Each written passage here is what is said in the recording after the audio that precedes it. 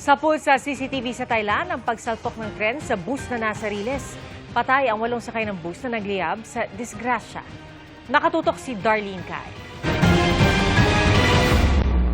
Habang naka-red light sa intersection na ito sa Bangkok, Thailand, nakahinto sa Riles ang isang bus at mga sasakyan. Kaya pagdating ng tren, sapul ang bus, nakaladkad at nagliyab.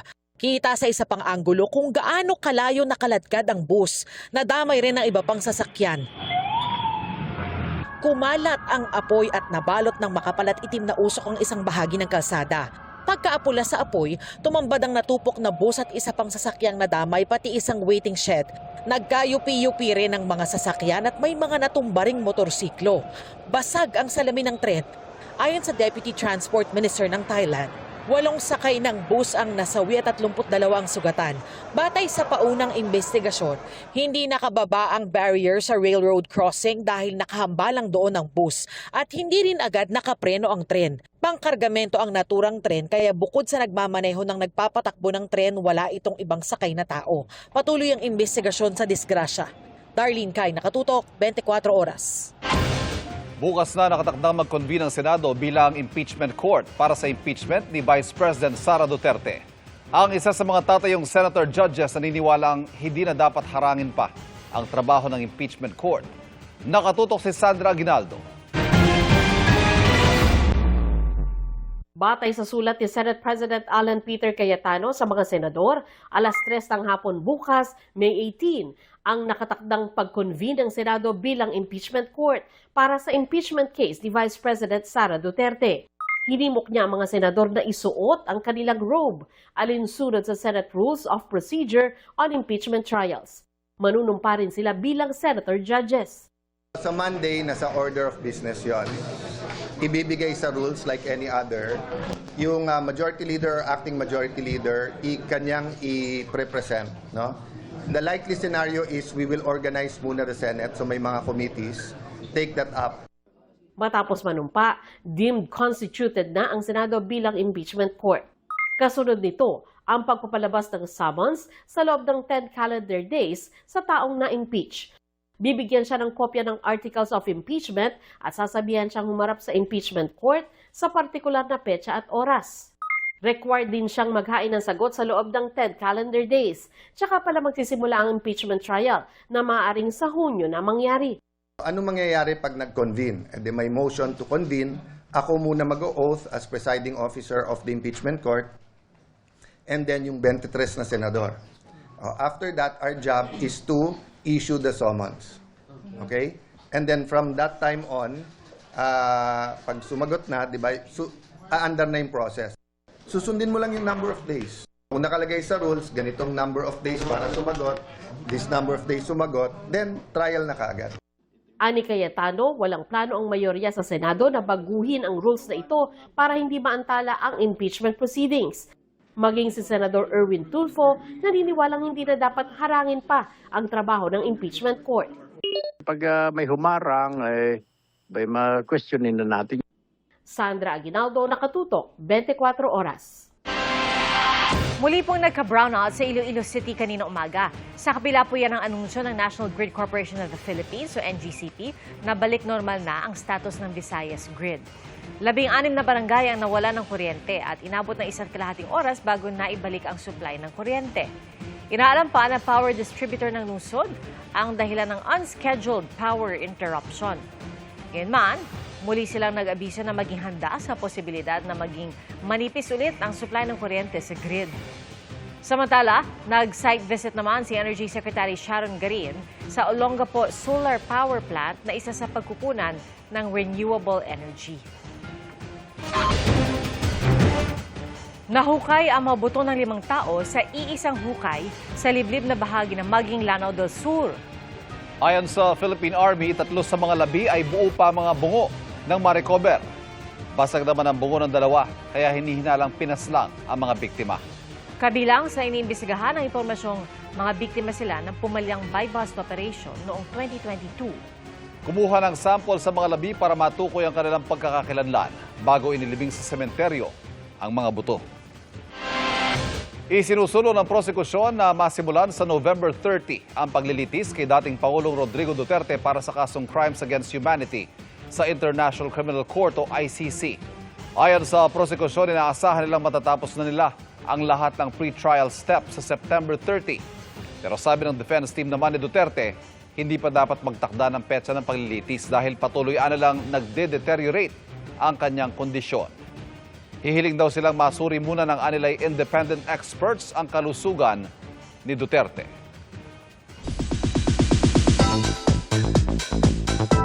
I don't know about you, but Julian San Jose is now 32.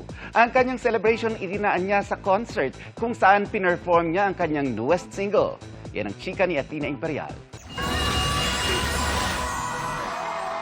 Bilang salubong sa kanyang 32nd birthday, si Julian San Jose pa mismo ang may handog na regalo. Nagkaroon siya ng concert kagabi kung saan pinerform ni Japs sa kanyang pamilya at close friends ang kanyang mga kanta, kabilang ang pinakabagong single niyang Kung Ikaw Ay Bibitaw. Every year, talagang mga kids ang pinagdodonatan namin. So ako, for this year, I've decided to donate some, to the Little Sisters of the Abandoned Elderly. Sa mga matatanda naman ito. This year, mas in touch daw siya sa kanyang creative side at mas naghahanda na for her future. Ako nasa process ako ngayon ng mga pagsusulat saka pag-create ng mga songs. May mga napag-investan na, may mga nabili na mga properties. So, ayun. Para sa'yo? Sa sarili? O for the future? Pwede naman. I guess, pwede naman. For the future? Pwede naman. For the future. Dumalo at nag-perform din kagabi sina Sparkle Singers John Rex at Veiled Cup Korea champion Arabel de la Cruz. Kinakiligan din ang message ng kanyang boyfriend na si Raver Cruz.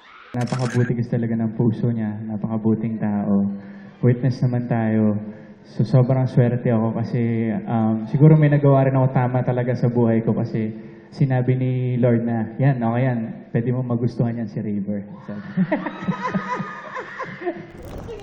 Athena Imperial updated sa Showbiz Happenings. Nang maglahong parang bula si Senador Ronald Bato de la Rosa matapos ang 3 araw na pananatili sa Senado, nakabinbin sa Korte Suprema ang 2 petisyon niya para harangin ang warrant of arrest ng International Criminal Court. Noong Miyerkules, walang inilabas na TRO ang SC pero pinasasagot nito ang gobyerno. Kahapon, nagsumite ang Office of the Solicitor General ng komentong may 83 pahina. Hiling nila, ibasura ang petisyon ni De La Rosa dahil sa lack of merit o kawalan ng sapat na basehan. Sabi nila ang mga naging hakbang ni De La Rosa ay maituturing na galawan ng isang pugante na walang karapatan sa anumang judicial relief. Maihahalin tulad daw ang posisyon ni De La Rosa sa isang taong humihingi ng proteksyon sa ilalim ng batas pero umiiwas namang sumunod dito. Wala pang tugon ang kampo ni De La Rosa. Nauna namang sinabi ng abogado niyang si Attorney Jimmy Bondoc na tatalima sila sa mga legal na kautusan alinsunod sa standard procedure. Hanggang ngayon, wala pa raw silang nakukuhang kopya ng anumang warrant sa kabila ng paulit-ulit nilang request. Wala pang impormasyon tungkol sa kinaroroonan ni De La Rosa pero sinabi ni Justice Secretary Frederick Vida noong Biyernes na may leads na sila kung nasaan ang senador. Hindi sinabi ni Vida kung saan ang leads nila. Pinunayan ni Senator Ping Lacson. Sabi niya, basic sa pagpapatupad ng batas ang hindi pagsasapubliko sa mga leads sa paghahanap dahil nakokompromiso ang element of surprise. Hinihingan pa namin ang reaksyon ng Justice Department. Gumugulong na ang investigasyon ng DOJ, DILG at Office of the Ombudsman sa nangyaring putukan sa Senado noong Miyerkules. Naniniwala si Senator Erwin Tulfo na dapat makipagtulungan ng Senado sa mga investigasyon. Marami kaming katanungan kami sa minority. We have a lot of questions na needs answer. Siguro si Senator Cayetano lang makakasagot sa Monday. Kailangan siguro ipaliwanag and the people are waiting. Ano ba talaga? Was it staged? Where was the Senate under attack? Darlene Kai, Nakatutok, 24 Oras.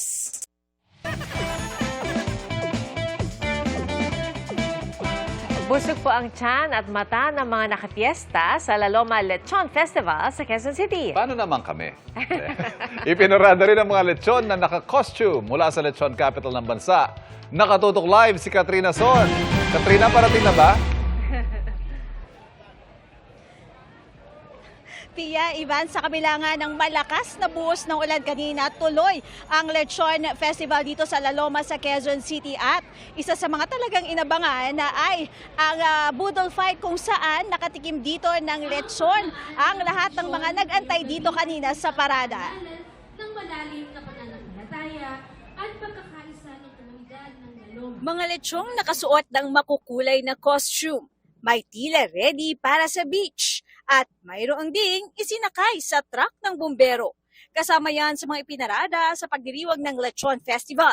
Kasabay ng pista ng patron ng La Loma, ang Nuestra Señora de Salvacion de La Loma. Nagsimula ang parada ng lechon sa La Loma noong 1990. Kasi 1989, pinayo ang La Loma Lechoner Station. Pero nagsimula ang government-supported Lechon Festival noong year 2000. Matapos ang parada, ang mga lechon inilatag sa mahabang lamesa sa katinatad at pinagsaluhan ng mga nakipiesta. Gusto rin po namin personally ma-experience yung Lechon Festival. Siyempre gusto po namin matikman yung lechon na galing dito sa Quezon City. Pinaghandaan ng mga lechonero ng La Loma ang pagdiriwang para magpasalamat na nananatiling buhay ang kultura ng paglelechon sa kabila ng nagbabagong panahon. Halos lahat ng buong lechoneros sumama sa parada dahil sa tourism. Alam naman naming magdadatingan ang mga turista, mga lokal na mga mamimili. Kaya maraming tinda ang lahat ng lechonan dito sa La Loma.